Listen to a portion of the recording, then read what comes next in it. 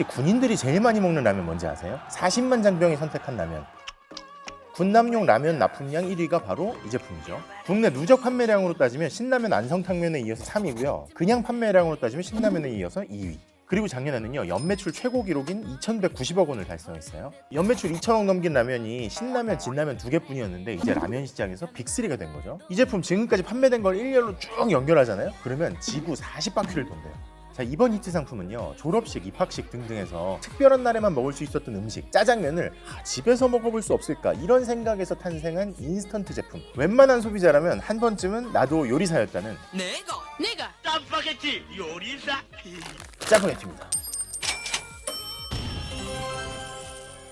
짜라짜라짜라 짜파게티, 일요일은 내가 짜파게티 요리사. 그리고 뭐 오늘은 내가 짜파게티 요리사.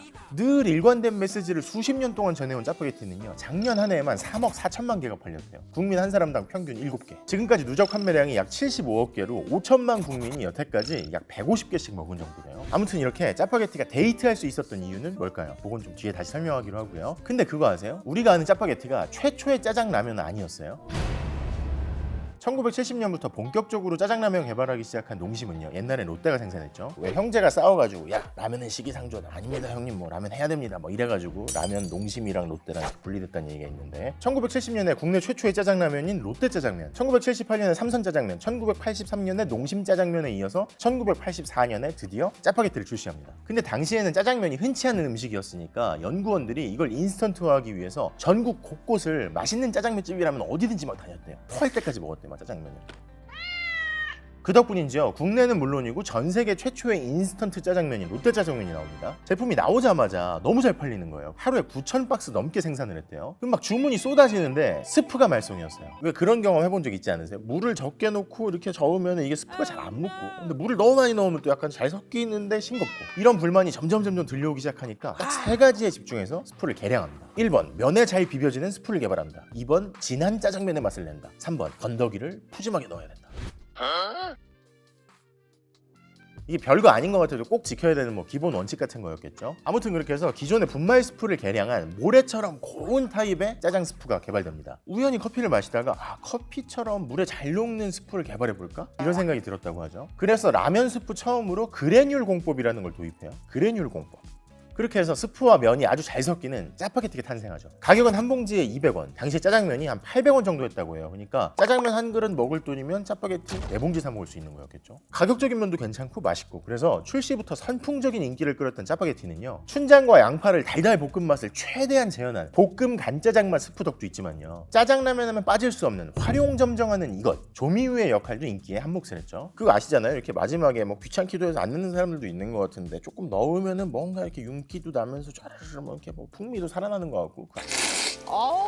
근데요, 짜파게티의 인기가 막 치솟으니까 중국집들의 불만이 장난이 아니었다고 하죠. 왜냐면 그전부터 짜장라면이 있었는데 그거는 중국집 매출에 그렇게 큰 영향을 안 줬단 말이에요. 근데 짜파게티는 너무 잘 팔려가지고 기존 중국집 매출에까지 영향을 줬대요. 아니 그 돈 내고 왜 짜장면을 먹어, 지방에 짜파게티 4개 끓여 먹자, 뭐 이렇게 되는 거죠. 그래서 당시에 농심에는 막 항의가 오기도 했었어요. 야, 짜파게티 그만 만들어요, 왜 자꾸 짜장면 비슷하게 만들어가지고 우리 매출 떨어뜨리는 거야. 아니 뭐 그럴 수 있잖아요, 그죠? 지금 생각하면 완전히 다른 맛 같기도 한데 그때는 좀 그런 면이 있었나 봐요. 근데 그렇다고 뭐 농심이 짜파게티를 안 팔 수도 없잖아요. 그래서 뭐 중국집들이 배달 서비스를 강화하고 다른 메뉴도 강화하게 됐다, 뭐 그런데 영향을 끼쳤다, 이런 얘기까지 있을 정도로 짜파게티가 잘 팔렸다는 거죠. 건요.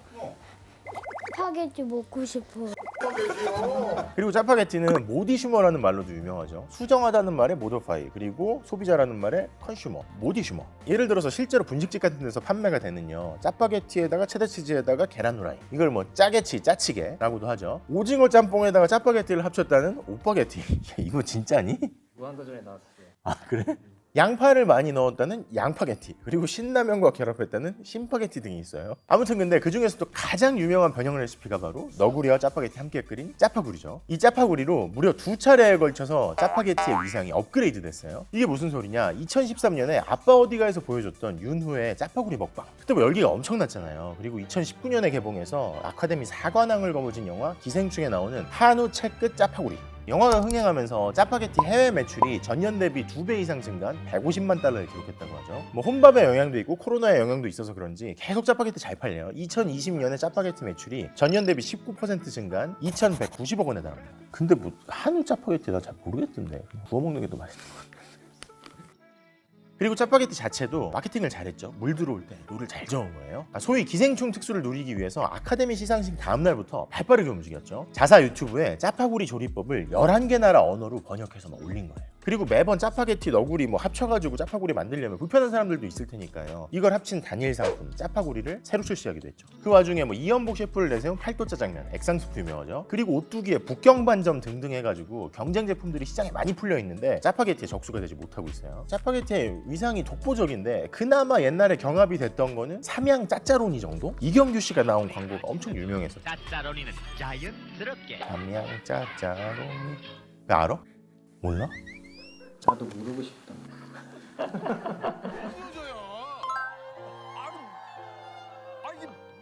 고춧가루도 넣고 대파도 넣고 녹차도 넣고 냉동만두소 등등 넣는 이 변형 레시피가 유난히 많은 짜파게티. 우리 귀인들만의 실험적인 레시피, 나만의 이게 독보적인 독창적인 레시피다, 이게 있으면 댓글로 좀 남겨주시고요. 저도 많이 끓여 먹으니까 좀 참고하려고요.